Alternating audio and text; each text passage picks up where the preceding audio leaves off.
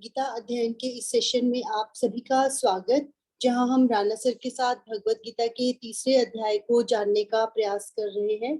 और पिछले श्लोक में, श्लोक नंबर 3.33 में हमने जाना था कि कैसे हमारे पूर्व जन्म के कर्मों के अनुसार ही हमारे संस्कार बनते हैं और उसी के अनुरूप ज्ञानी या अज्ञानी व्यवहार करते हैं। सर को प्रणाम और निवेदन कि आज के सेशन की शुरुआत करें।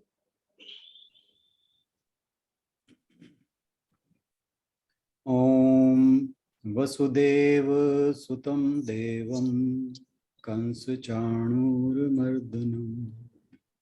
देवकी परमानंदं कृष्णं वंदे जगद्गुरुं। सभी को बहुत बहुत प्रणाम। हम तीसरे अध्याय अर्थात कर्मयोग पर चर्चा कर रहे हैं और कल हमने श्लोक नंबर 33 किया था, 33वां श्लोक, जिसमें भगवान जी ने कहा था कि सदृशम चेष्टते सवस्य स्वस्याः प्रकृतेर्ज्ञानवानपि प्रकृतिम यान्ति भूतानि निग्रहः किम कृष्यति। एक किस्म से भगवान जी ने जो बात कही थी वो ये थी कि हर एक मनुष्य का अपना स्वभाव है और उसे कोई संयम क्यों करेगा, संयम करके क्या करेगा। तो उन्होंने कहा कि प्रत्येक मनुष्य, चाहे वो ज्ञानी हो या अज्ञानी हो, अपने अपने स्वभाव के अनुसार काम करता है, कार्य करता है, कर्म करता है। यहाँ तक कि देवताओं और देवी देवताओं का भी यह अपना स्वभाव है और वे स्वभाव के द्वारा ही अपने अपने कर्म करते हैं। अपने अपने वाद्य हैं, उनके अपने अपने वाहन हैं, अपने अपने शस्त्र हैं। तो साथ ही भगवान जी ने कहा था कि निग्रहम किम कृष्यति। निग्रह का, जैसे हमने कल बात की थी, उसका अर्थ है वश में करना, संयम में लाना या नियंत्रण में लाना। तो कहा कि निग्रह किम कृष्यति, यानी स्वभाव को नियंत्रित करने से क्या होगा। तो इसका अर्थ ये हुआ कि स्वभाव का, जो भी मनुष्य का प्राकृतिक स्वभाव है, उसकी प्रकृति है जो उसके संस्कारों के, पूर्व जन्म संस्कारों के अनुरूप बनी है, कि उसके स्वभाव के नियंत्रित करने से क्या होगा। तो इनडायरेक्टली भगवान जी कह रहे हैं कि स्वभाव को नियंत्रित नहीं किया जा सकता। अब इस बात पर एक प्रश्न उठता है कि यदि स्वभाव को नियंत्रित नहीं किया जा सकता तो इसका मतलब है कि हमारा स्वभाव पर कोई नियंत्रण नहीं है। और जो यह दर्शाता है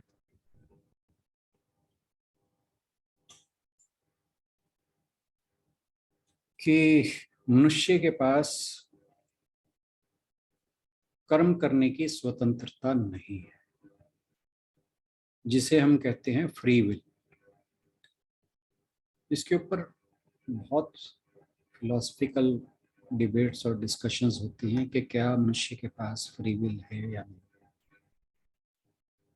तो अब भगवान जी कह रहे हैं कि स्वभाव पर हमारा कोई नियंत्रण नहीं है। अब मनुष्य जो हैं, उनको उनकी प्रकृति ही अपने वश में रखकर शुभ अशुभ कर्म करवाते हैं। और उस पर अगर किसी का कोई संयम नहीं हो सकता तो फिर जो वेद और शास्त्र या श्रुतियों में जो उपदेश दिए गए हैं, बातें कही गई हैं, तो फिर उनकी जरूरत ही क्या थी। कि इनका अनुसरण करने से इन जो शास्त्रों में बातें कही गई हैं, वेदों में, श्रुतियों में, उनका पालन करने से, तो कोई प्रयत्न करने से या पुरुषार्थ करने से फिर उससे क्या मिलेगा? तो जो पिछला श्लोक है यानी 33वां श्लोक है, वो लगभग फ्री विल यानी कर्म करने की स्वतंत्रता को नकारता है, और जिसके अनुरूप के स्वभाव जो है उसको ना तो नियंत्रित किया जा सकता है, ना ही परिवर्तित किया जा सकता है, और ऐसा करना व्यर्थ है। तो अब भगवान जी ने जो कहा था कि निग्रह किम करिष्यति, यह कोई प्रश्न नहीं था कि निग्रह क्यों करें। यह एक स्टेटमेंट है कि निग्रह करने की क्या आवश्यकता है। तो यदि स्वभाव ऐसा ही बलवान है कि वो ज्ञानवान को भी विचलित कर देता है, तो फिर ज्ञान, उपदेश और जो कहा जाता है कि विधि सम्मत बातें हैं, यह करो यह मत करो, जो डूज एंड डोंट्स हमारे शास्त्रों में बताए गए हैं, उनको कब मानने का क्या लाभ?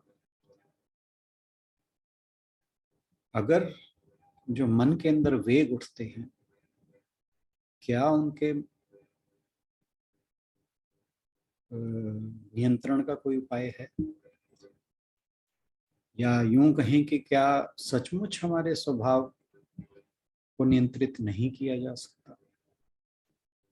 इन प्रश्नों के जवाब भगवान जी 34वें श्लोक में देते हैं, और ये बहुत इंपॉर्टेंट श्लोक है। और यह श्लोक जो हमारी कर्म करने की स्वतंत्रता है या फ्री विल है, उसकी धारणा को स्थापित करता है, एस्टेब्लिश करता है। और भगवान जी जो बात सामने रखते हैं, वो जिस श्लोक, जो अगला श्लोक है उसमें जो कहेंगे, वो एक बार आशु बहन पढ़ देंगे, फिर हम इस पर डिस्कशन करते हैं। जी सर। इंद्रियस्यार्थे इंद्रियस्यार्थे रागद्वेषौ व्यवस्थितौ रागद्वेषौ व्यवस्थितौ त्योर्न वशमागच्छे त्योर्न वशमागच्छेतौ प्रियस्य परिपन्थिनौ। ये अगर अलग अलग करके बोलेंगे तो मैं आपको बता देती हूँ, लेकिन जैसे इकट्ठा हमने बोला है तो उसमें दीदी ने हमें आधे स के बाद इंद्रियस के बाद कॉमा लगाया, येन्द्री उसके बाद कॉमा, यस्यार्थे आधा आपका यहाँ पर वाक्य हो जाएगा, राग द्वेषौ व्यवस्थितौ त्योर्न वशमागच्छेत्, 6 पर कॉमा, तौ ह्यस्य परिपन्थिनौ। इंद्रियस्य इंद्रिय का, इंद्रियस्य अर्थे इंद्रिय विषयों में, राग आसक्ति, द्वेषौ तथा विरक्ति, व्यवस्थितौ नियमों के अधीन स्थित, त्यों उनके, न कभी नहीं, वशम नियंत्रण में, आगच्छेत आना चाहिए, तौ वे दोनों ही, निश्चय ही, अस्य उसका, परिपंथिनौ अवरोधक, प्रत्येक इंद्रिय तथा उसके विषय से संबंधित राग द्वेष को व्यवस्थित करने के नियम होते हैं। मनुष्य को ऐसे राग तथा द्वेष के वशीभूत नहीं होना चाहिए, क्योंकि ये आत्म साक्षात्कार के मार्ग में अवरोधक हैं। तो इस श्लोक के माध्यम से भगवान जी मनुष्य की जो कर्म करने की स्वतंत्रता है उसको स्थापित करते हैं। और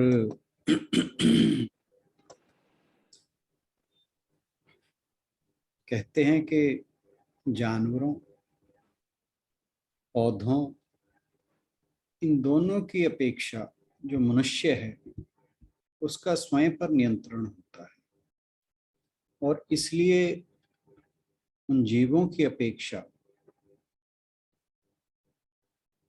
जिनके पास मुक्ति प्राप्त करने का कोई भी साधन नहीं है, वहीं मनुष्य के पास ऐसा साधन उपलब्ध है।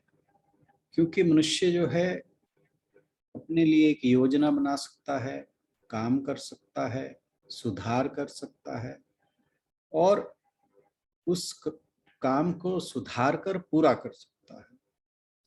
और ये हम कैसे करते हैं, तो इसके विषय में भगवान जी कहते हैं कि इंद्रियस्य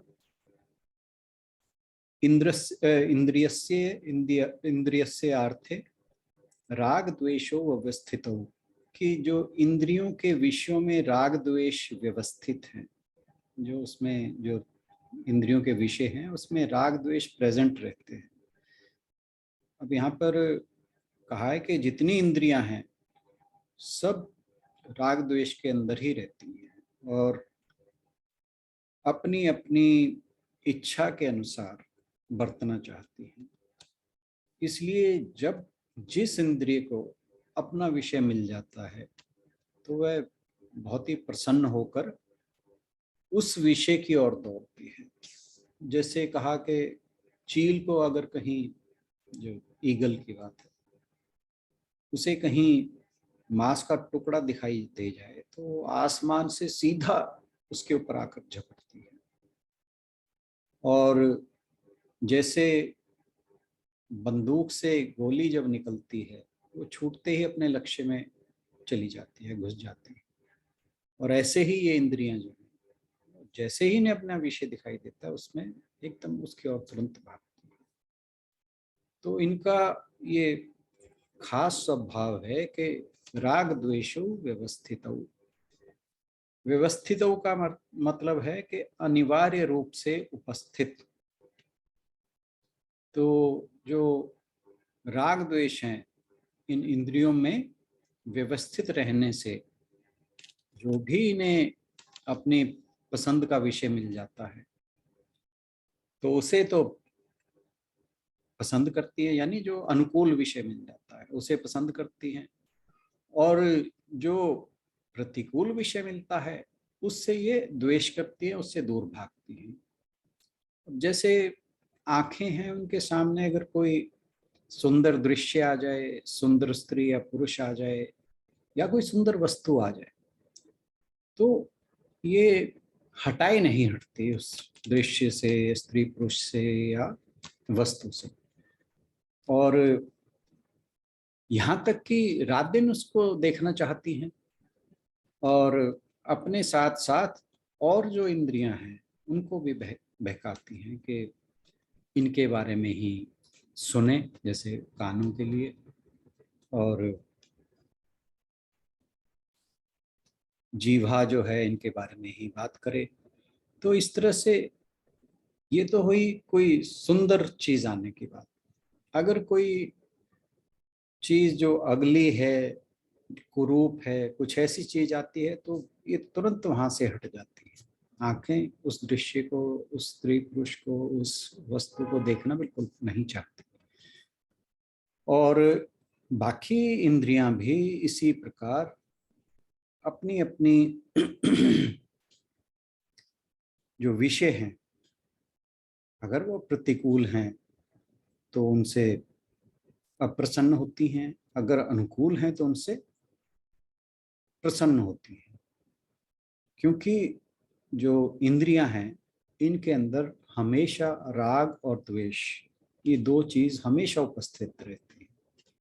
अब जो हमारा बेसिक नेचर है जिसे हम स्वभाव कहते हैं, जो हमारे पूर्व जन्मों के संस्कार के अनुरूप बना है, उसके अनुसार हमारे मन में विचार उठते हैं। और जब स्वभाव के अंदर कोई विचार उठेगा, जो स्वभाव है वो मन के अंदर विचार उत्पन्न करता है। और अगर वे विचार मन में बने रहते हैं और पोषित होते रहते हैं, मतलब हम उन्हें बार बार स्ट्रेंथन करते हैं, बार बार उस विचार पर सोचते हैं, तो वे विचार हमारे शब्दों में परिवर्तित हो जाते हैं और उसके बाद वे विचार जो हैं शब्दों में परिवर्तित होने के बाद हमारे कर्मों में या एक्शन में परिवर्तित हो जाते हैं। तो श्री कृष्ण जी कहते हैं कि हमारा जो स्वभाव विचार उत्पन्न करता है वो किस प्रकार के विचार हैं? राग द्वेषो व्यवस्थितो, कि अपनी सहज प्रकृति के कारण आपका जो स्वभाव है, यानी जो हमारा स्वभाव है, वो अपनी पसंद या नापसंद, लाइक और डिसलाइक, उसको निर्धारित करता है। और हम संसार को उसी तरह से दो भागों में बांट लेते हैं कि ये चीज हमारी पसंद की है और ये चीज हमें नापसंद है।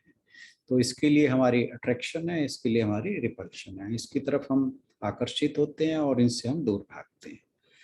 तो भगवान जी कहते हैं कि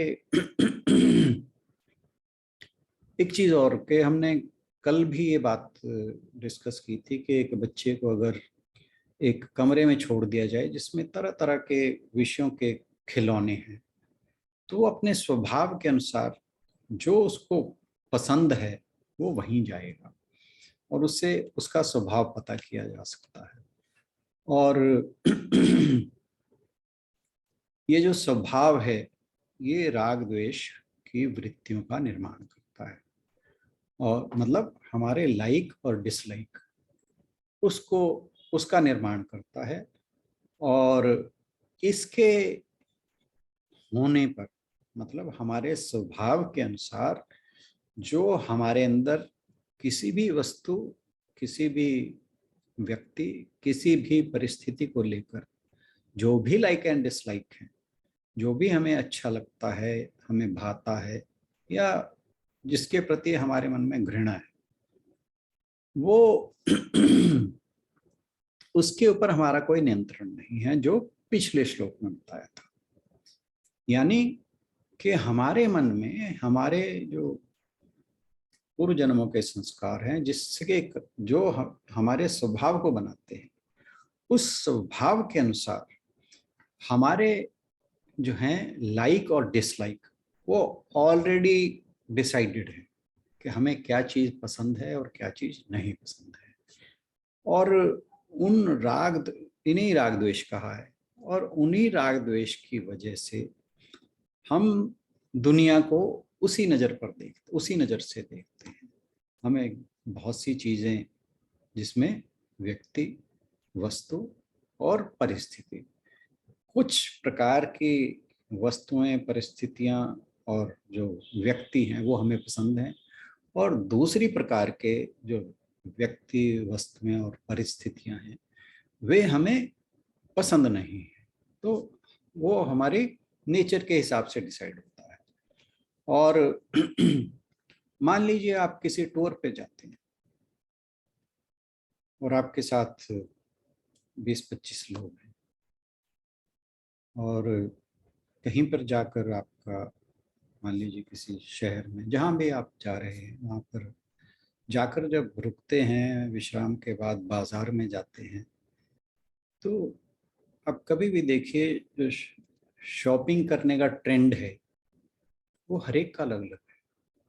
कोई कुछ खाने को भागेगा, कोई कपड़े की दुकान पे भागेगा, कोई इलेक्ट्रॉनिक्स की दुकान पे भागेगा। तो मतलब क्या है कि हर व्यक्ति की अपनी लाइक और डिसलाइक है। और बहुत सारे कोई ऐसा भी हो सकता है जो कहीं भी न जाए, चुपचाप बैठा है। और ये वजह क्या है कि हमारा जो स्वभाव है वो राग द्वेष उत्पन्न करता है, उसी के साथ उसी के अनुरूप हम निर्णय लेते हैं। तो इसका कहने का मतलब है कि हम किसी भी व्यक्ति को उसकी पसंद या नापसंद, इसके आधार पर, इसके बिना यानी हम उसको परिभाषित नहीं कर सकते, उसके बारे में नहीं बता सकते। यानी राग द्वेष ही उसकी क्या पसंद है और क्या उसे नापसंद है, उसके अनुसार हम बता सकते हैं कि मनुष्य किस स्वभाव का है। और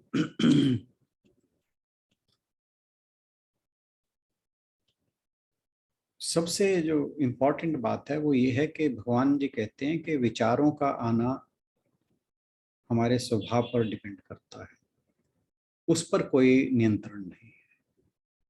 लेकिन क्या उन विचारों को जारी रहने देना चाहिए?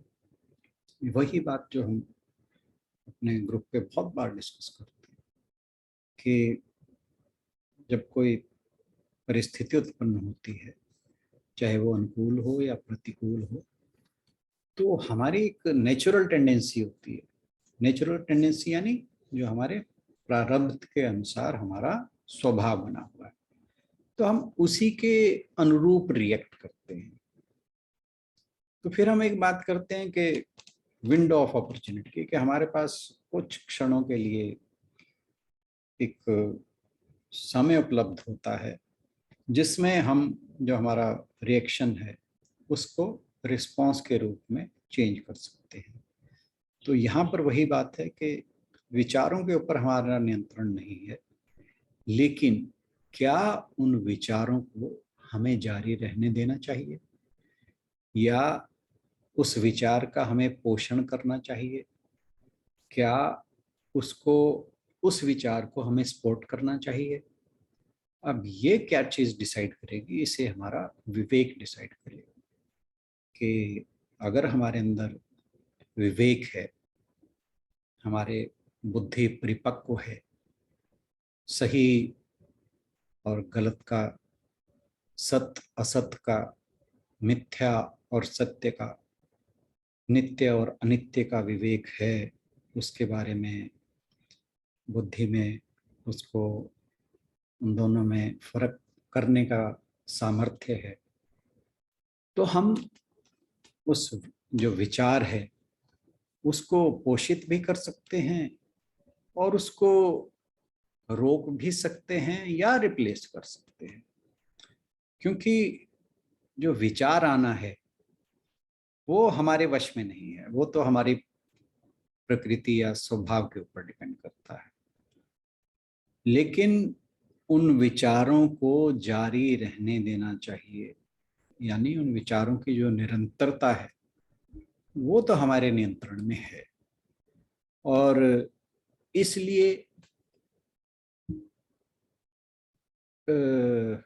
यह भी स्वतंत्रता हमारे पास होती है कि उस विचार को हमें प्रोत्साहन देना चाहिए या नहीं, और अगर वह विचार गलत है तो उसे वहीं खत्म कर दें। जैसे एक इंग्लिश में कहावत है कि nip the evil in the bud, कि जो कोई भी बुरी चीज है उसे उसके जहां वो शुरू होती है उसे वहीं पर दबा देना चाहिए, खत्म कर देना चाहिए। और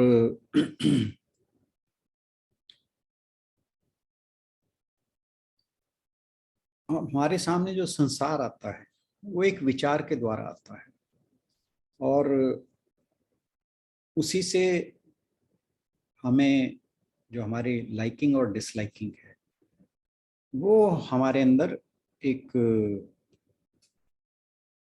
रिस्पांस जो है वो पैदा करती है कि हम उस चीज को किस प्रकार से लेते हैं। और अगर हम उस चीज को सपोर्ट करें, पोषित करें, तो ये हमारे नियंत्रण में है, या उसे खत्म करें यह भी हमारे नियंत्रण में है। तो ये चीज जो है ये हमारे नियंत्रण में है। और अगर किसी गलत विचार को हम बार बार पोषित करते रहें तो वो धीरे धीरे हमारे मन में परिपक्व होने लगते हैं। मान लीजिए कि आप किसी व्यक्ति को, चाहे वो बच्चा है, बड़ा है, जो भी है, कोई विरोधी भी हो सकता है, उसे बार बार मन ही मन गधा गधा गधा कहते रहे, तो किसी दिन ऐसा हो सकता है कि वो आपके सामने आए और वो आपके मुंह से गधा निकल जाए।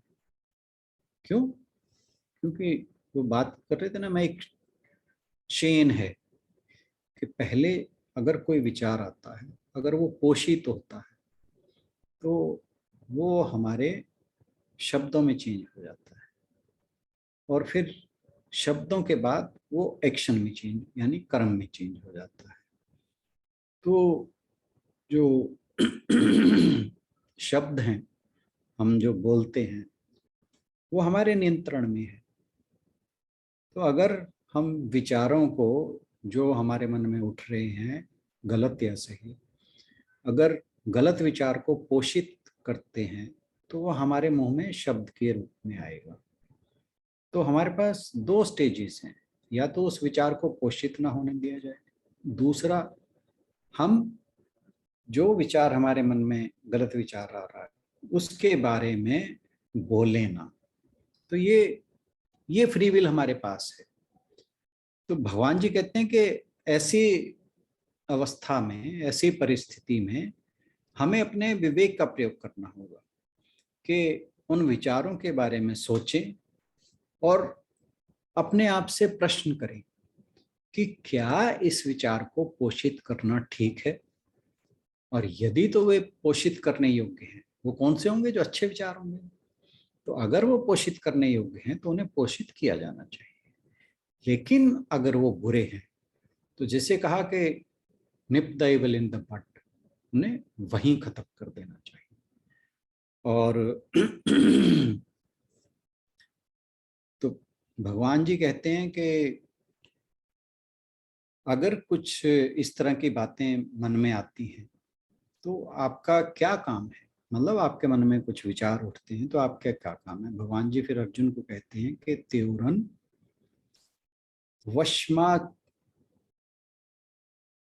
वशम आगच्छेत तौ हयस्य परिपंथिनो, कि हे अर्जुन, इन दोनों यानी राग द्वेष के वशीभूत प्राणी ना हो, कि जो मनुष्य है उसको इन राग द्वेष के वश में नहीं होना चाहिए, क्योंकि परिपंथनो ही यस्य, यानी ये दोनों परिपंथनो, क्योंकि ये दोनों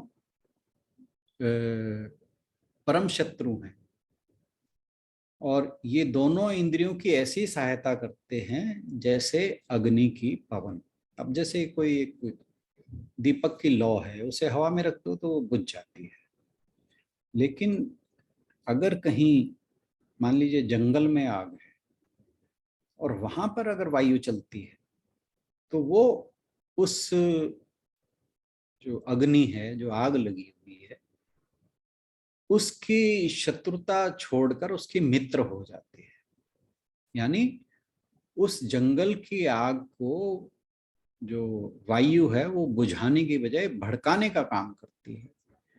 और ऐसे ही कहते जो राग द्वेष हैं, अगर बढ़ते जाएंगे तो जो इंद्रियां हैं वो और भड़कती चली जाएंगी। तो जो समीप हमारे गुण अवगुण हैं, जैसे बुद्धि, विवेक, सत्य, धति, धति मतलब डिस्क्रिमिनेशन की शक्ति, दया, इन सब को भस्म करती चली जाएंगी। जो हमारे अच्छे गुण हैं इनको भस्म करती चली जाएंगी। और इसीलिए इंद्रियों को वश में रखने और इनके जो प्रकृति के अनुसार अनुकूल या प्रतिकूल, उनके अनुरूप इन्हें बहकने नहीं देना चाहिए इंद्रियों को। यानी कि जो राग और द्वेष हैं उनका परित्याग किया जाए, उनको छोड़ देना चाहिए, वो शुरू में ही उनको दबा देना चाहिए या खत्म कर देना चाहिए। अब जो इस श्लोक में एक बात आई है, इंद्रियस्य इंद्रियस्य, 2 बार इंद्रिय का प्रयोग आया है, उसका मतलब है कि इंद्रियां अपने आप से दूसरी इंद्रियों के साथ जो है वो व्यवहार करते हुए विचारों और जो उसके अनुरूप कर्मों को जन्म देती हैं। तो अब कहते हैं कि इसमें जो हमारी भूमिका है वो ये है कि हम राग और द्वेष के वश में ना हो। और जो राग द्वेष हैं वो हमारे अधीन होने चाहिए, हमारे ऊपर हावी नहीं होने चाहिए।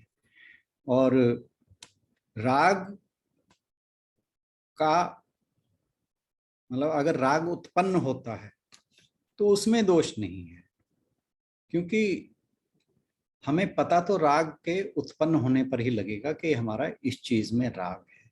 जब तक वह उत्पन्न नहीं होगा तब तक कोई फर्क ही नहीं हमें, क्योंकि राग का पता कब लगता है, जब वह उत्पन्न होता है। अब जैसे मान लीजिए हमारे पड़ोसी के घर में कोई बहुत बढ़िया कार लेके आता है और हमें उससे जलन होती है, तब जलन का आपको कब पता लगा?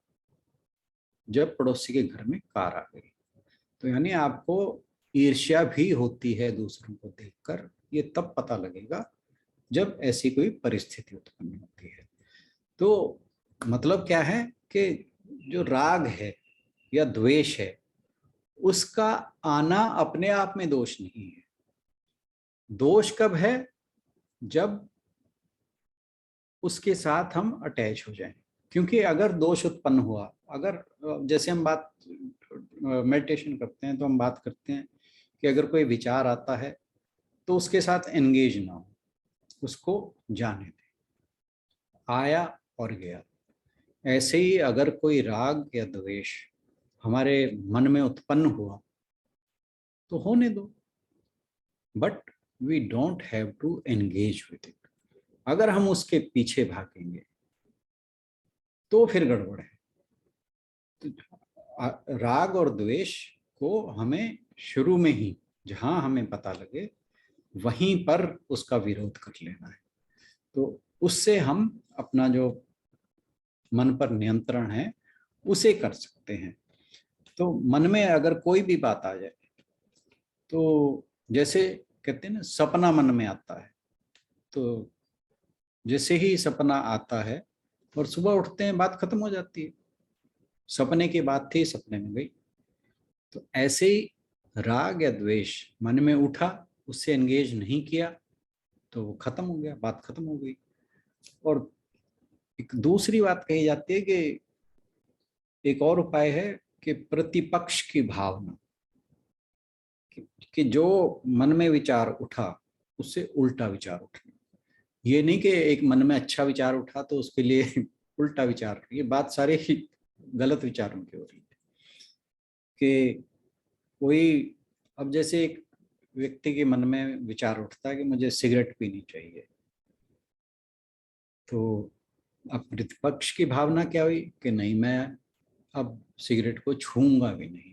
किसी भी बात को लेकर हो सकता है, शराब को लेकर हो सकता है, सिगरेट को लेकर हो सकता है, ड्रग्स को लेकर हो सकता है, किसी भी बात, मतलब कोई भी एडिक्शन की बात है। तो अगर हम इस तरह की प्रतिपक्ष की भावना उत्पन्न कर लें उस गलत विचार के लिए, तो फिर हमारा कल्याण होना निश्चित है। और कोई भी जो गलत विचार है वो शुरू में एक लॉ की तरह है, और उस समय हमारी बुद्धि उसको संभाल सकती है। जैसे हम दीपक की लौ की बात कर रहे थे, तो अगर कहीं मान लीजिए चिंगारी उठती है या कोई लौ उठती है छोटे मोटे, तो उसे हम बुझा सकते हैं। तो जो गलत विचार है जब वो उठता है उस लौ की तरह है, तो उसे हमारी बुद्धि संभाल सकती है, शुरू के अंदर उसे संभाला जा सकता है। लेकिन अगर अनजाने में वो जो गलत विचार है उसका पोषण हो जाता है, तो फिर बुद्धि उस पर नियंत्रण नहीं कर सकती। यानी वो धीरे धीरे पोषित होता हुआ अगर बढ़ जाता है, जैसे हम लॉ की बात करते हैं, अगर वो पोषित, जैसे जो मान लीजिए कहीं चिंगारी उठी है और उसे कुछ ऐसा मिला, जैसे कहीं कपड़े मिल गए, कहीं कागज मिल गए, तो वो क्या है धीरे धीरे बढ़ती चली जाएगी। तो यानी उसे एक स्वस्थ वातावरण मिल रहा है ग्रो करने के लिए। ऐसे ही अगर हमारे मन में कोई गलत विचार उठता है और वो पोषित होता चला जाता है, तो फिर क्या है कि हमारी बुद्धि के नियंत्रण से वो बाहर हो जाता है। जैसे वो चिंगारी हमारे नियंत्रण में पहले थी, लेकिन जब वो आसपास कपड़ों या कागजों में या कोई चीज ऐसा पदार्थ पड़ा है, कोई ऑयल पड़ा है, कुछ ऐसी चीज पड़ी है, कोई फ्यूल पड़ा है, तो उससे वो भड़कती चली जाएगी, तो फिर वो नियंत्रण से बाहर हो जाएगी। ऐसे ही जो विचार है, अगर वो पोषित होता चला जाता है, पहले तो जब विचार उठा गलत विचार, वो हमारे बुद्धि के नियंत्रण में था, अगर वो पोषित हो गया फिर बुद्धि के नियंत्रण से बाहर हो जाता है। और फिर क्या होता है कि जो हमारी बुद्धि है वो उस विचार को अपोज नहीं करती, उसका विरोध नहीं करती, फिर उसका वो सहयोग करने लगती है। जैसे हम जंगल की आग की बात कर रहे थे, अब चिंगारी है कोई या लौ है छोटी सी, उसे फूंक मार कर बुझाया जा सकता है, लेकिन अगर वो बढ़ती जाए तो फिर वो फूंक से और ज्यादा फैलेगी, हवा से और ज्यादा फैलेगी, तो हवा जो है उसे भड़काने का काम करेगी। ऐसे ही अगर जैसे कोई व्यक्ति शराब पीना शुरू कर देता है, तो शुरू में उस शराब को छोड़ना उसके लिए बहुत आसान है, लेकिन अगर वो एडिक्ट हो जाता है तो फिर क्या करेगा कि आप उसे अगर उसके नुकसान बताएंगे तो वो तरह तरह के बहाने बताएगा। वो बल्कि अब जैसे मान लीजिए बहुत से लोगों को मैंने सुना है कि भाई तुम सिगरेट छोड़ दो, कह रहे अगर मैंने सिगरेट छोड़ दी तो फिर सिगरेट और यह शराब की बात होती है तो ये तो कंपनियां ही बंद हो जाएंगी, उनका बेचारों का घर कैसे चलेगा। तो मतलब कि जो हमारी बुद्धि है वो फिर उसे सपोर्ट करने लगती है, तरह तरह के तर्क देने लगती है उसके सपोर्ट में। तो इसलिए जो इस तरह का व्यक्ति है वो ऐसी स्टेज में पहुंच जाता है जहां से उसे वापस ला, वो जिसे हम कहते हैं पॉइंट ऑफ नो रिटर्न। एक तो ढीठ हो जाता है वो, और दूसरा वापस आने की स्थिति उसकी, यानी वापस आने की उसकी संभावना खत्म हो जाती है। तो इसलिए भगवान जी कह रहे हैं कि राग द्वेष के झांसे में ना आए, इसे शुरू में ही जड़ से खत्म करते हैं। कहा जाता है, हमारे शास्त्रों में आती है बात कि दो चीजों को प्रारंभ में ही खत्म कर देना चाहिए। क्या है? एक तो शत्रु और दूसरी व्याधि। व्याधि मतलब बीमारी या रोग। कि अगर शत्रु को पनपने दिया जाए तो क्या होगा, एक दिन वो आकर तुम्हें ही हानि पहुंचाएगा। ऐसे ही अगर रोग को बढ़ने दिया जाए, बहुत से रोग ऐसे होते हैं कि उनका अर्ली स्टेज में अगर पता लग जाए तो वो ठीक हो जाते हैं, लेकिन बहुत से ऐसे हैं अगर वो लेट स्टेज में पता लगते हैं तो फिर बहुत मुश्किल है, बहुत स्थितियों में मनुष्य का बचना ही मुश्किल हो जाता है। तो कहा जाता है कि दो चीजों को शुरू में ही नष्ट कर देना चाहिए। वही जैसे बात हम कर रहे थे कि nip the evil in the bud. तो कहा कि इसी तरह जैसे शत्रु और व्याधि की बात, हाँ व्याधि की बात हो रही थी या रोग की बात हो रही थी, कि इसी तरह हमें काम, क्रोध, लोभ, मोह, मद, मत्सर्य, ये जितने भी हमारे आंतरिक शत्रु हैं, और इनको शुरू में ही इनको खत्म कर देना चाहिए। क्यों? क्योंकि ये हमारा जो आध्यात्मिक मार्ग है उसमें हमेशा बाधा की तरह खड़े हो जाते हैं, हमें आगे बढ़ने नहीं देते। एक कहानी है कि कहते हैं कि एक बार 18 सिंधी कहीं जा रहे थे, तो सबके हाथ में सामान था, उनके पास सबके पास काफी सामान था, हर एक के पास अपना अपना काफी सामान था। और कहते हैं कि रास्ते में उन्हें दो आदमी मिले, दोनों के पास डंडे थे, और वे डंडा लेकर उनके सामने खड़े हो गए कि बोलते हैं कि अपना अपना सामान इकट्ठा करो। तो उन्होंने इकट्ठा कर लिया, फिर बोले कब इसे सिर पे उठाओ और जहां हम कहते हैं वहां ले जाओ, और रास्ते में कोई बोलेगा नहीं। जो सिंधी थे उन सब ने बिल्कुल उनकी बातों को जैसे जैसे कहा था वैसे मानते हुए सबने पहले सामान इकट्ठा किया, सिर पर रखा। 18 के 18 में से ना तो आपस में बोला, ना किसी और से बोला, कोई बात नहीं, एकदम चुप। और जहां जहां उन्हें कहा था कि सामान लेके जाओ, वहां जाकर पहुंचा दिया। और फिर वो जो दो लठैत थे, लठ लेके खड़ मिले उन्हें रास्ते में दोनों, वे उन्हें कहते हैं कि अच्छा अब सामान रख दिया, रख दो यहाँ पर, और जब तक तुम घर नहीं पहुंच जाते तब तक मुंह से एक भी शब्द नहीं निकलना चाहिए। और जो सिंधी लोग थे कहते हैं कि वो चुपचाप अपने घर पहुंच गए। अब जब गांव में पहुंचते हैं वो अपने घर तो गांव के लोग कहते हैं भाई तुम्हें क्या हुआ? तो कहते हैं कि ना तुम्हारे शरीर पर कपड़ा है, ना तुम्हारा सामान है साथ में, तुम ऐसे क्या हुआ जो ऐसे वापस आ गए? तो वो बोले कि हमारा सब कुछ दो लुटेरों ने लूट लिया।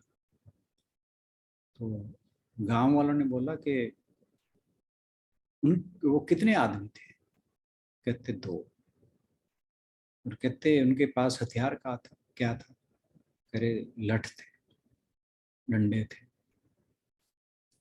तो उन्हें गांव वालों ने पूछा कि तुम कितने थे? कहते 18। कह रहे तुम्हारे पास क्या था? कह रहे सामान था। कह रहे डंडे भी थे? कह रहे हाँ, वो चलने के लिए हमने ले रखे थे डंडे। तो वो बोले कि अगर तुम्हारे पास डंडे भी थे, सामान भी थे, और तुम 18 थे और वो दो थे, तो भाई तुमने अगर डंडे नहीं चलाए तो कम से कम शोर ही मचा लेते। कहते शोर कैसे मचाते? उन्होंने कहा तो तुमने चुपचाप रहना है।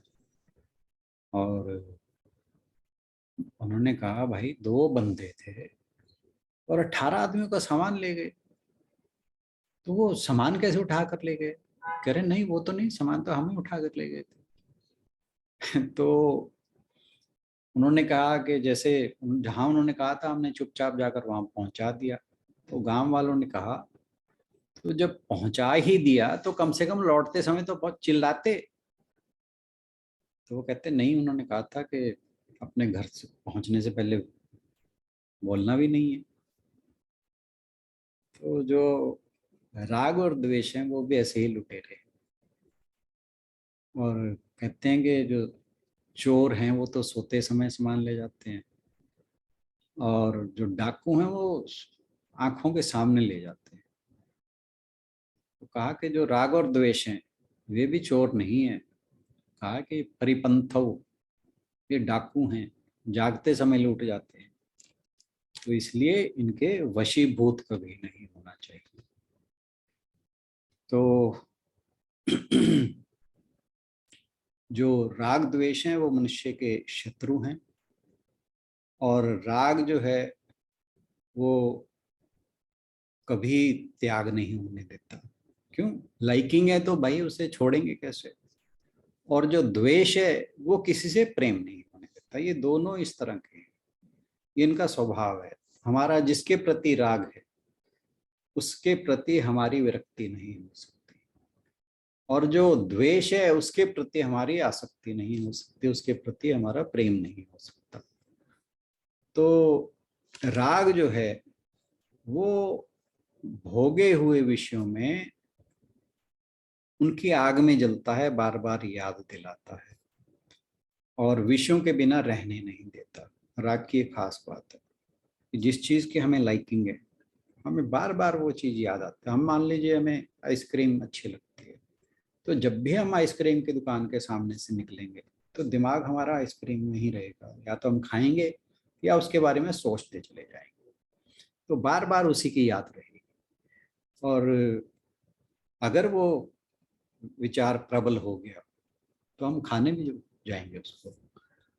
तो जो राग है वो हमेशा आसक्ति में बांधे रखता है, और जो आध्यात्मिक उन्नति है उसके मार्ग में हमेशा बाधा उत्पन्न करता है।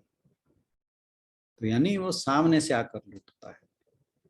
और कहते हैं कि जीव को जिस विषय में राग हो जाता है वही विषय सर्प बनकर उसे डसता है। जैसे हम सांप को दूध पिलाते हैं वैसे ही वो किसी भी समय आकर डस लेता है। ऐसे ही जो राग है जैसे जैसे वो पोषित होता जाता है वो सर्प के समान, सांप के समान आके कभी भी डस लेता है। राग और द्वेष दोनों शत्रु हैं, उनके वश में कभी नहीं आना चाहिए। और कहते हैं कि मनुष्य का पुरुषार्थ और प्रयत्न किस बारे में, जो हमारा जीवन का लक्ष्य है, वो तभी सार्थक होता है जब मनुष्य राग और द्वेष के ऊपर विजय प्राप्त कर लेता है, यानी उनके ऊपर, उनके वश में नहीं आता।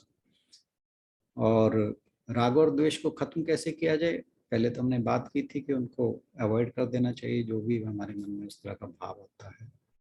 एक चीज और है कि हम परमात्मा में लग जाएं, और एक है कि हम नियम, संयम, साधना, अभ्यास, अगर इन चीजों में लगते हैं तब भी धीरे धीरे हमारे जो राग और द्वेष हैं वो खत्म होने लगते हैं। राग और द्वेष जो हैं वो इंद्रियों के धर्म हैं, ये भी जानने वाली बात है, जो व्यवस्थित की बात हुई। तो लेकिन जो आत्मा है उसका धर्म है त्याग और प्रेम, जो इनसे बिल्कुल उल्टा है। तो अगर हम परमात्मा के साथ युक्त होकर अपना कर्तव्य का पालन करते रहें तो व्यक्ति जो है वो राग और द्वेष से मुक्त हो सकता है। क्योंकि मनुष्य का जो स्वभाव है, बेसिक नेचर है, एक तो स्वभाव जो हम प्रारब्ध के रूप में हमारी जो नेचर बनती है, एक जो हमारा नित्य स्वभाव है, जो आत्मा, जो ये मैं शरीर की और मन की बात नहीं हो रही, ये जो बात हो रही है ये मैं है जो हमारा वास्तविक रूप है, द रियल लाइफ। उसका स्वभाव क्या है कि वह हमेशा ईश्वर की प्राप्ति चाहता है, ऊपर की ओर उठना चाहता है। जो हमारा मन, बुद्धि, अहंकार है वो नीचे की ओर ले जाना चाहता है। तो जो मनुष्य का वास्तविक स्वभाव है वो उसको ऊपर की ओर ले जाना चाहता है। तो अगर राग और द्वेष का विवेक द्वारा नियंत्रण करें तो मनुष्य परमात्मा को पा सकता है। और अगर राग द्वेष का त्याग कर दिया जाए तो कहा है कि मनुष्य जो है ऊर्ध्वगामी होकर, यानी उत्थान की ओर चलकर जो उसका वास्तविक लक्ष्य है ब्रह्म को प्राप्त करना, उसे प्राप्त कर लेता है। भगवान जी अर्जुन को यही कह रहे हैं कि तुम मोह के कारण युद्ध से पलायन करना चाहते हो, लेकिन जो तुम्हारा स्वभाव है वो तुम्हें ऐसा करने नहीं देगा, क्योंकि तुम एक क्षत्रिय हो। तो इसलिए राग द्वेष छोड़कर तुम जो तुम्हारा कर्तव्य कर्म है वो करो। तो ये जो श्लोक था, इसमें जो इसका जो सार समरी हम कहें तो वो ये थी कि हमें अपनी प्रकृति को नियंत्रण में, यानी स्वभाव को नियंत्रण में करने की और उसे ट्रांसफॉर्म करने की ये स्वतंत्रता हमारे पास है, ये फ्री विल हमारे पास है। और ये चीजें जो हमारे नियंत्रण में हैं उनके द्वारा हम अपने आप को डिसिप्लिन में ला सकते हैं और ट्रांसफॉर्म कर सकते हैं। आज के लिए इतना ही, बहुत बहुत धन्यवाद। धन्यवाद राणा सर। जैसे छोटे बच्चों को पढ़ाते हुए हम उन्हें कहते हैं ना कि इधर उधर ध्यान क्यों लगा रहे हो, अपने काम पर ध्यान दो तो तभी तुम अच्छे मार्क्स ले पाओगे। तो वैसी ही कुछ फीलिंग आ रही है कि इतने टाइम के अंदर हम दूसरों को ही देखने में लगे हुए थे, उनको करेक्ट करने में लगे हुए थे, और जबकि अपने पास करने के लिए इतना कुछ है कि यदि उसके ऊपर ही पूरा ध्यान रखा जाए तो फिर जैसे आपने आज वो कहा भी कि उलट की तरफ यदि हमारा इंद्रियों पर कुछ भाव आता भी है तो उससे उल्टा कुछ विचार अपने मन में कि हम नहीं ऐसा करेंगे तो ले आए। ऐसे ही यदि अपने ग्रोथ के ऊपर या अपने आप को ट्रांसफॉर्म करने में हम ज्यादा ध्यान देंगे तो शायद वो स्वतः ही दूसरों की ओर से ध्यान हमारा हट जाएगा। धन्यवाद सर, बहुत ही अच्छा, बहुत ही इम्पोर्टेंट श्लोक है आज का। यदि कोई आज के श्लोक पर कुछ कहना चाहे तो जरूर अपनी बात रख सकते हैं।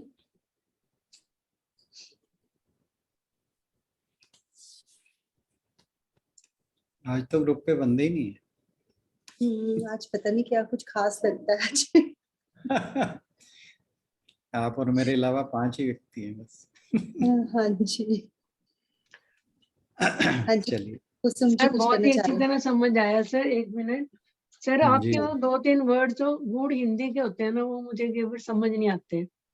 अच्छा, जैसे एक शब्द मुझे, हाँ जी, एक ये आपने बताया ना, इसी तरह हमें काम, क्रोध, काम, लोभ और मत्सर्य, वो पता नहीं क्या है जी। मत्सर्य होता है, ये मेरे से पहले भी किसी ने पूछा था, आपको याद नहीं रहा। नहीं मुझे मत्सर्य का भाव जो होता है वो ये होता है कि दूसरों के सुख में दुखी होना। ओह अच्छा जी, अच्छा जी, दूसरों के सुख में दुखी होना। हाँ, और ये तो बहुत तगड़ा भाव है लोगों के अंदर। हम अपने दुख से इतना दुखी नहीं होते जितना दूसरों के सुख, यस, दूसरों के सुख से दुखी होते हैं। हाँ जी। मैं वैसे तो मैं जो भी हिंदी के मुश्किल वर्ड्स आते हैं ना, मैं बोल जरूर देता हूँ पर उन्हें ट्रांसलेट भी कर देता हूँ। पर कई शब्द ऐसे होते हैं मैं ये सोचता हूँ कि ये पहले बता चुका हूँ, तो इसलिए मैं रिपीट नहीं हाँ करता। सर, कई बार मैं उलझ जाती हूँ, पर जब से आशु जी ने कहा ना कि नोट्स बनाओ, तो मुझे ये बात बहुत ही अच्छी लगी। वाकई मैं उसी से लिखना शुरू किया हुआ है, तो जी फिर मैं जी अंडरलाइन किया हुआ था, तब मुझे याद रहा कि मैंने ये पूछना है। ये बहुत अच्छी बात है जो नोट्स बना रही हूँ ना। बल्कि मेरे ख्याल ग्रुप पे किसी ने पूछा था, राइटिंग में पूछा था, जहां तक मुझे याद आ रहा है। तब मुझे मैंने कोई मैसेज डाला था, उसमें मत्सर्य वर्ड यूज किया था, फिर किसी ने क्वेश्चन किया था साथ ही साथ कि मत्सर्य क्या होता पहले मैंने ही पूछा था। है। अच्छा जी। अच्छा अच्छा अच्छा, मुझे आपने एक बिल्कुल नहीं याद। आपने एक पोस्ट डाली थी, उसमें ये वर्ड आपने यूज किया था, तब पूछा था मैंने। जी जी जी जी, चलिए ये भी अच्छी बात है कि आप यही मौजूद है। सर की मेमोरी बड़ी स्ट्रांग है। नहीं, मुझे ये नहीं था याद कि किसने पूछा था, पर मुझे ये याद था किसी नहीं, ने पूछा आपने था। एक पोस्ट डाली थी, उसमें आपने ये जी वर्ड डाला था, तब जी मैंने जी, पूछा था आपसे कि इसका हाँ क्या ये मुझे मतलब याद आ गया था कि पोस्ट में ही डाला था मैंने। है। हाँ जी, हाँ जी, हाँ जी। और ये याद ये नहीं भी आया एक कि तरह आप। की ईर्ष्या ही हुई ना। ईर्ष्या हुई ये है। भी हाँ एक जी, तरह हाँ की, हाँ। दूसरों के दुख से दुखी, अगर दूसरों के सुख में दुखी हैं तो ये भी एक तरह से ईर्ष्या ही कहा जाएगा हाँ, इसको। बस हमारे शास्त्र इसको अलग वर्ड यूज करते हैं इसके लिए। कई बार बहुत से हाँ वर्ड जी, सेम मीनिंग वाले हो जाते हैं या हाँ थोड़ा जी। बहुत अंतर होता मे हो, बी वो ये थोड़ा, जैसे बाय और परचेज है, बहुत बस सूक्ष्म आई थिंक वही अंतर है। डिफरेंस है। हाँ, तो इस तरह हाँ से हाँ जी, हाँ। शास्त्रों में हर कोई शब्दों का इस तरह ईर्ष्या शायद it is a little stronger word, और ये उससे थोड़ा एक स्टेप पहले का है शायद। हाँ, मे बी इसको अगर हम हवा देंगे तो ये ईर्ष्या बन जाएगा। पहले हम ठीक दूसरे है। के सुख में दुखी होते हैं, फिर हम इसको थोड़ा बार बार सोचते हैं, फिर हमें ईर्ष्या होने लग जाती है। बिल्कुल बिल्कुल, ऐसा कुछ हो सकता है। मे और रादर मस्ट भी। हाँ।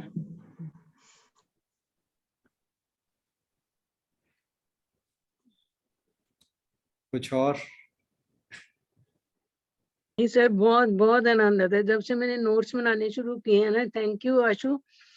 मतलब इतना सर, बाद में उसको देख के ना, कई बार थोड़े शॉर्ट शॉर्ट लिख लेते हैं ना, जी जी जी। करके एरो डाल के, ये वो बाद में रिकलेक्ट करके जितना मजा आता है, और पूरी तरह समझ आ जाती है, एकदम दिमाग में बैठ जाता है। Thank you Ashu. Idea best है।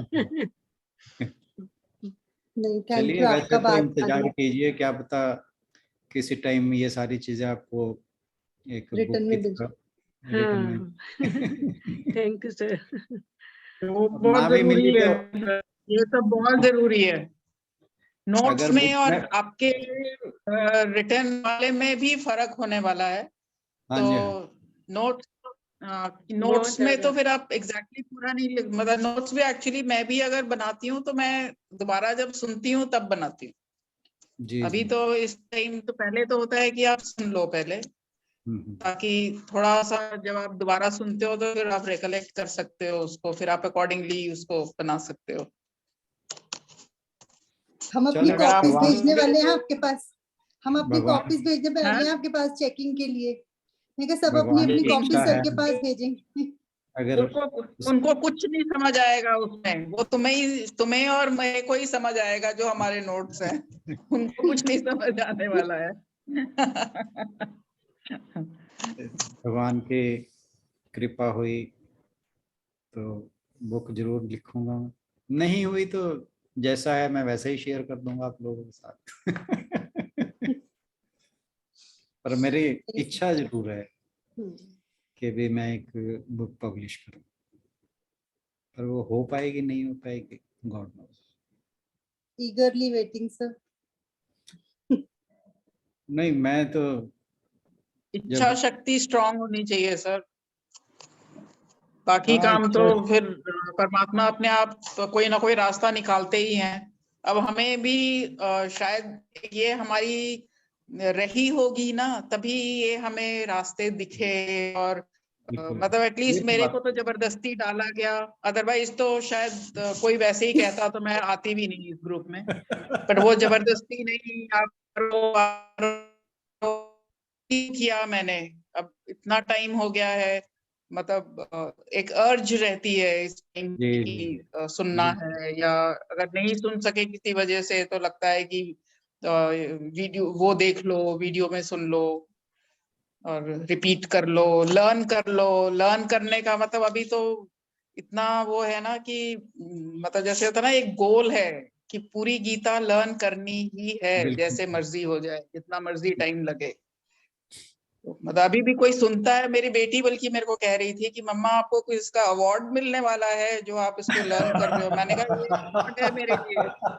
मैंने कहा it is an award for me that I am learning at this stage. इतना इतना बिल्कुल। लर्न तो शायद मैंने स्कूल टाइम और अपने मेडिकल स्कूल कॉलेज के टाइम पे भी नहीं किया, जिस तरह से मैं अब लर्न कर रही हूँ वर्ड टू वर्ड, बिल्कुल सही बात है। एक हम एक भी सही अपने बात वर्ड है, याद बिल्कुल ठीक करना। किया सुनीता जी, आपने बिल्कुल ठीक कहा। हम भी अपने नहीं स्कूल तो कॉलेज के टाइम में इतना मतलब कभी नहीं पढ़े। कभी नहीं पढ़े एग्जैक्टली। मैं कई बार ही सोचती हूँ कि अगर मैंने इतना पढ़ा होता तो शायद मैं बहुत अच्छा कर लेती। पर अब मेरे को लग रहा है कि चलो एट वॉट एवर स्टेज, ठीक एट बात वॉट है। एवर स्टेज जब शुरू किया तब से ही, मतलब अब ये कम से कम ये एक फीलिंग है कि एटलीस्ट ये कैपेबिलिटी थी तो सही ना, नहीं यूटिलाइज की कोई बात नहीं, अब कर बिल्कुल। ली। हाँ, भगवान ने मौका तो दिया ही है। हाँ जी, बिल्कुल बिल्कुल।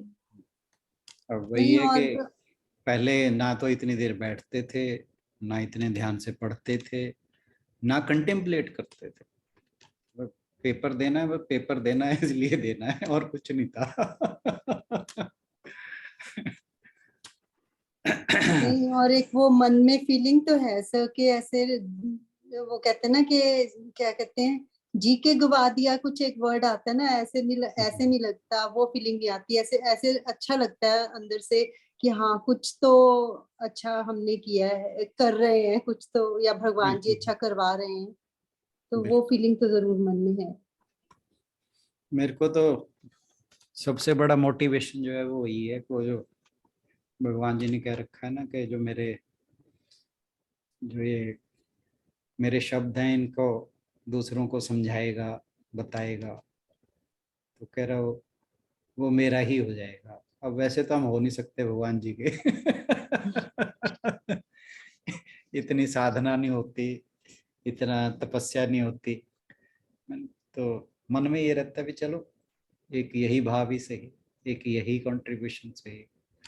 और बताने का तो बाद की बात है, सबसे पहली तो अर्ज जो है वो सीखने की है। तो जब मैंने रिटायरमेंट लिया तो मेरे जॉब अभी लगभग 3.5 साल की पड़ी थी। तो मेरे से पूछते कि क्यों छोड़ रहे हो, मैंने कहा भाई मैंने गीता जी के ऊपर किताब लिखनी है। मैंने सीधा जवाब यही दिया था। तो मन में तो तब से बहुत टाइम से है बात, पर अब क्या कहा जाए, शरीर जो है वो इतना साथ दे नहीं पा रहा। फिर मुझे ये लगता है सर कि इस ग्रुप में ही जो कुछ हो जाता है वो भी बहुत, उसके सर थ्रू आप भी बहुत हेल्प कुछ हेल्प सीखा ले जा सकते हैं। आप हमारे से हेल्प ले, मतलब कि अगर कहीं हम हेल्प कुछ जो कर है पाए। ना वो हेल्प जो है प्रूफ रीडिंग की ली जा सकती है, इससे ज्यादा हेल्प नहीं ली जा सकती, क्योंकि अगर मैं विचारों की हेल्प लूंगा तो फिर मैं अपने विचार नहीं व्यक्त कर पाऊंगा, ये बात है। वहां फिर वो क्रॉस पर्पस हो सकता है, कुछ भी हो सकता है, या बात जिस तरह से रखी जानी चाहिए वो शायद उस तरह ना रखी जाए। प्रूफ रीडिंग नो डाउट वो भी एक बहुत बड़ा काम है, वो तो उसमें तो आप लोगों का सहयोग ही है इसको। पर पहले जो बेसिक फॉर्मेट है वो तैयार हो। हालांकि वो जैसे आप नोट्स वाली बात कर रहे हो, मेरे नोट्स टाइप्ड पड़े हैं, मैं हाथ से नहीं लिखता, मैं सारा कुछ टाइप ही करता हूँ। तो वो सारा कुछ पड़ा है, just I have to rearrange, या कोई शॉर्ट में लिखा है उसे एक्सपेंड करना। तो इस तरह के काम काफी हैं, और ये छोटे नहीं है क्योंकि एक एक श्लोक के ऊपर 2-2 3-3 4-4 पेज हैं, तो 700 श्लोक है, काम छोटा भी नहीं है उस हिसाब से देखा जाए। पर प्रभु की इच्छा होगी तो जरूर होगा, नहीं होगी तो जो कुछ मेरे पास है वो आप लोगों को दे दूंगा। नहीं सर, हम तो बुक ही पढ़ेंगे। वो फिर ये तो भगवान जी की मर्जी है। मैं तो अपना प्रयास कर रहा हूँ, मैं तो मेरा सारा कुछ जो है वर्ड फाइल में तैयार है। मैं इसलिए लिखता नहीं हूँ कि लिख के फिर टाइप करना पड़ेगा, मैं तो मुझे टाइम लग जाएगा अपना लेसन जो भी प्रिपेयर करने में, जो भी जब जो एक श्लोक की जो धारा बनती है वो बनाने में मुझे जितना मर्जी टाइम लग जाए, पर मैं लिखता नहीं, मैं हमेशा टाइप ही करता हूँ। तो वो तो है, वो सारा कुछ मेरी फाइल्स में है, बट वो बुक की शेप कब लेगा, इट ऑल डिपेंड्स।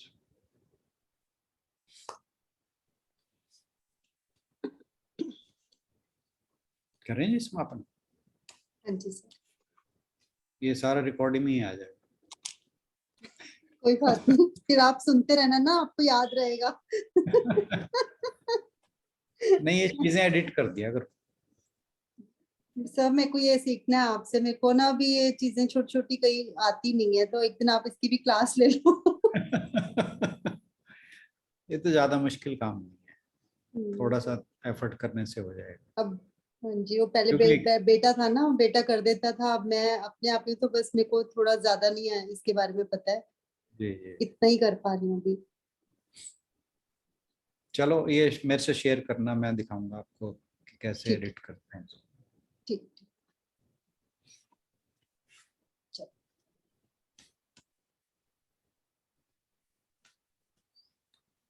ओम पूर्णमदः पूर्णमिदं पूर्णात् पूर्णमुदच्यते पूर्णस्य पूर्णमादाय पूर्णमेवावशिष्यते।